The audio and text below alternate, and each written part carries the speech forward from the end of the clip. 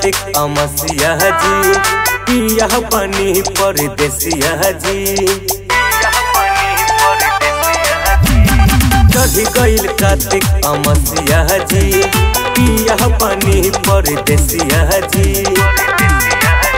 असो छठी माई के कोसी भरल जाई सवेरवा गंगा किनारवा छठी माई के अर्घ दिहल जाई।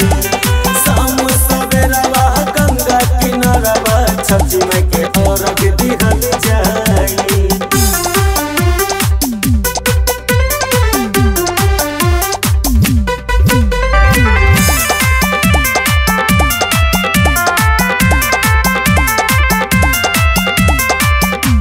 आस्था के होवे महान इहो परब कहतानी पिया अब छोड़िया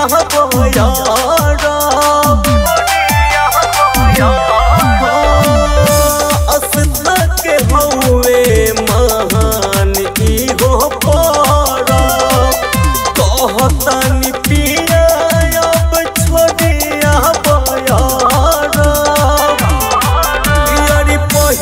घाटे चलल जाई। शाम सवेरवा गंगा किनारवा छठी माई के अर्घ दिहल जाई।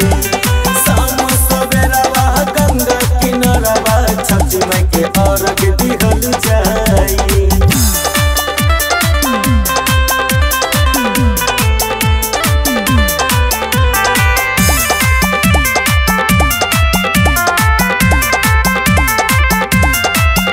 छठी माई के पावन परब हम करब के बिगन सैया संग में खरना धरब। छठी माई के पावन परब हम करब के बिगन पिया संग में खरना धरब। कन्हैया भजन गाई